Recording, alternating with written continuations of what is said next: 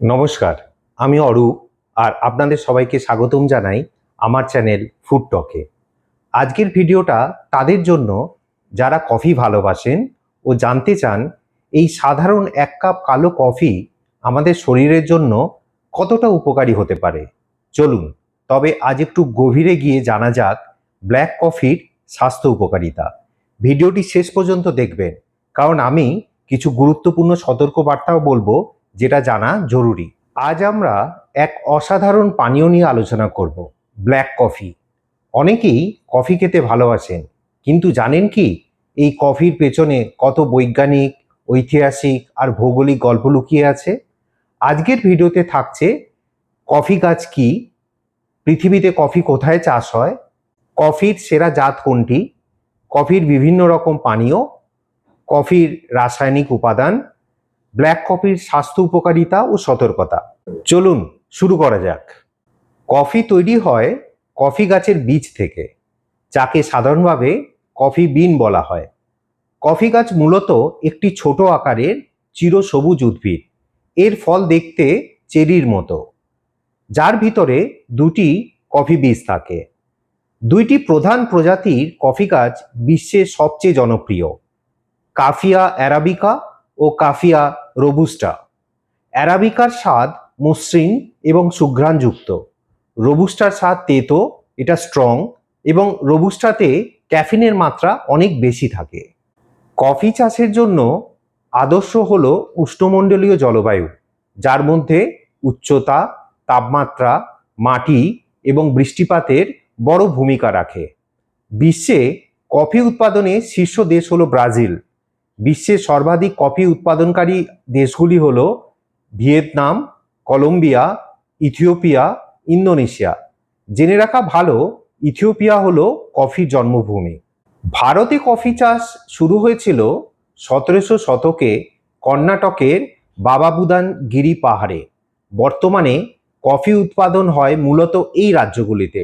কর্ণাটক, যা মোট উৎপাদনের 70% করে, এছাড়া কেরালা, তামিলনাড়ু, অন্ধ্রপ্রদেশ, উড়িষ্যা, অরুণাচল প্রদেশ ও মণিপুর।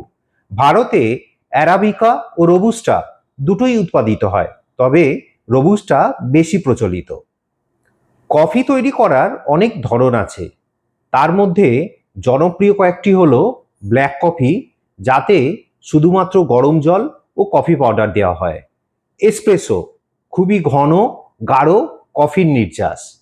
আমেরিকানো, এসপ্রেসোর সাথে গরম জল মিশালে সেটাই হয়ে গেল আমেরিকানো। ক্যাপুচিনো, এসপ্রেসোর সাথে দুধ ও দুধের ফেনা মেলালে সেটা হয়ে গেল ক্যাপুচিনো। লাটে, ক্যাপুচিনোর সাথে তুলনায় একটু বেশি দুধ দিলে তাকে বলা হয় লাটে। ফিল্টার কফি, যা দক্ষিণ ভারতে খুবই জনপ্রিয়, কফির সাথে দুধ ও চিনি মিশ্রণে তৈরি করা হয়। কোল্ড ব্রু, যা ঠান্ডা জল দিয়ে তৈরি। এছাড়া কফি মেক্সিকানো নামে এক ধরনের কফি হয়, যার মধ্যে দারুচিনি ও চকলেটের ব্যবহার হয়। এবার আলোচনা করব কফিতে থাকা মূল রাসায়নিক উপাদানগুলি নিয়ে, যেমন ক্যাফিন, যা মস্তিষ্ক উদ্দীপক ও ক্লান্তি দূর করে; কোলোজেনিক অ্যাসিড, যা একটি অ্যান্টিঅক্সিডেন্ট; ট্রাইগোনেলডিন, যার থেকে কফির সুগন্ধ আসে ও এটি একটি অ্যান্টিব্যাকটেরিয়াল উপাদান; এছাড়া থিওব্রোমিন ও থিওফাইলিন, যা হৃৎপিণ্ড ও শ্বাসযন্ত্রে প্রভাব ফেলে। এছাড়া ভিটামিন B2, B3, ম্যাগনেসিয়াম ও পটাশিয়াম আছে কফিতে। এই সমস্ত উপাদান মিলেই কফিকে করে তোলে স্বাস্থ্যসম্মত ও কার্যকর। এবার ব্ল্যাক কফির উপকারিতা নিয়ে আলোচনা করব। লিভার ইন্টারন্যাশনাল জার্নাল 2017 অনুযায়ী যারা দিনে 2 বার কফি খান, তাদের লিভার ফাইব্রোসিস হওয়ার সম্ভাবনা কম থাকে। জার্নাল অফ হেপাটোলজি 2021-এ উল্লেখিত আছে, যারা রেগুলার ব্ল্যাক কফি পান করেন তাদের লিভার স্টিফনেস কম হয়। যারা নন অ্যালকোহলিক ফ্যাটি লিভার রোগে ভুগছেন, তারা যদি নিয়মিত ব্ল্যাক কফি পান করেন তবে ফ্যাটি লিভারের মাত্রা কমে যায়। ব্ল্যাক কফি লিভার ফাংশন ভালো রাখতে সাহায্য করে, ফ্যাটি লিভার, হেপাটাইটিস, সিরোসিসের মতো জটিল রোগের ঝুঁকি কমাতে পারে। কফি এনার্জি ও মনোযোগ বাড়ায়। ব্ল্যাক কফিতে আছে ক্যাফেইন, যা স্নায়ু উদ্দীপ্ত করে। সকালে 1 কাপ ব্ল্যাক কফি আপনার ঘুম তাড়িয়ে মনোযোগ বাড়াতে সাহায্য করে।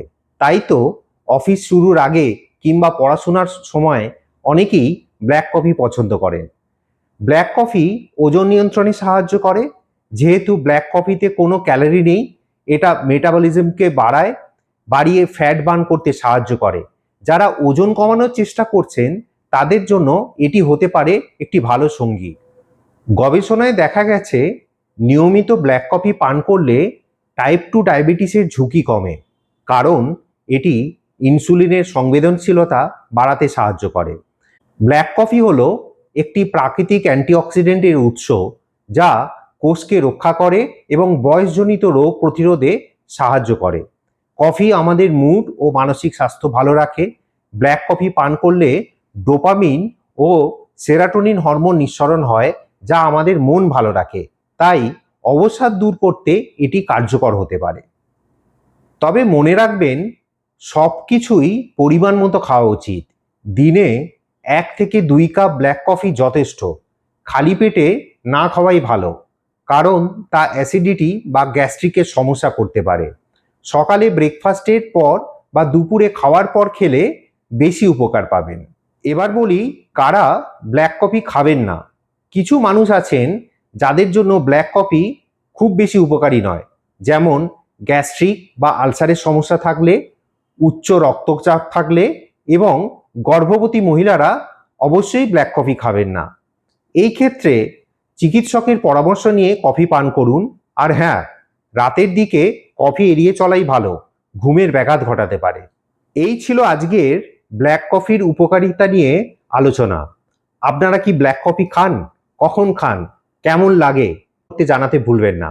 ভিডিওটা যদি ভালো লেগে থাকে তাহলে লাইক করুন, চ্যানেলটিকে সাবস্ক্রাইব করুন এবং শেয়ার করুন আপনার বন্ধুদের সঙ্গে। আগামী ভিডিওতে আবার নতুন কোনো খাবারের গুণাগুণ নিয়ে হাজির হব।